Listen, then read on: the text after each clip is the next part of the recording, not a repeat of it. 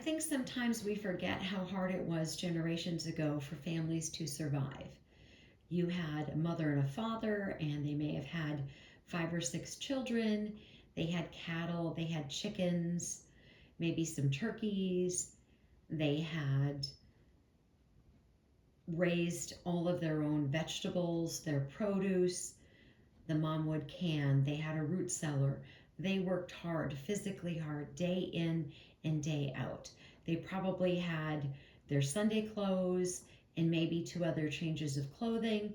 Kids oftentimes didn't have shoes, and they wore hand-me-downs, which some people would never wear now. I think sometimes we forget about how much people struggled and suffered years ago, and now, because we don't have to suffer as much, we just kind of forget that people really struggled and they really suffered physically much more than we do now. And in some parts of the world, they're still suffering. They're still struggling. We take for granted our hot water, our electricity, our running water. There are people who still have outhouses. This is the way it is in some parts of the world, and yet the Apostle Paul, he rejoiced in sufferings. And this isn't meant to condemn, this is meant to teach all of us, but we need to be rejoicing in our sufferings.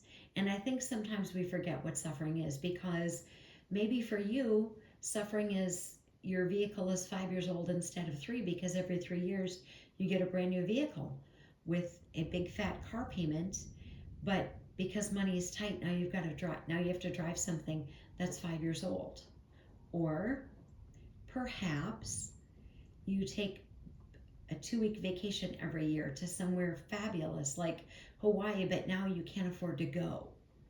So maybe you're just going to take a week vacation at an amusement park or something like that. And I think we forget what suffering and struggling is. And we forget how hard it was for people generations ago. Paul says, I now rejoice in my sufferings for you, and fill up the flesh what is lacking in the afflictions of Christ for the sake of his body, which is the church. Paul suffered for the church, for the body, for the believers, right? He suffered for us. And we don't even want to suffer in our daily life, much less suffer for the church, right? I mean, if it meant having to go on a missions trip and sweat somewhere and go in some hot, disgusting climate where the water isn't clean, there's hardly any electricity, we have to cook on an outside stove or an outside fire, really?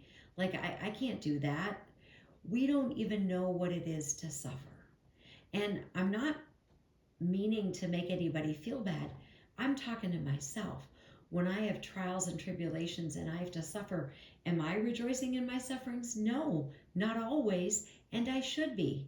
And especially those things that we do for the kingdom, those things that are sacrificial, things that we are doing to advance the kingdom. And it's going to require suffering. It's going to require trials. It's going to require tribulations. Do we even think of that?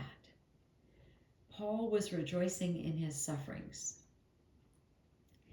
I want us to think about that when we are being persecuted for what we believe, anything kingdom related. These are the things that Paul rejoiced in. And we should be rejoicing in them as well. May God bless you as always. Have a great day.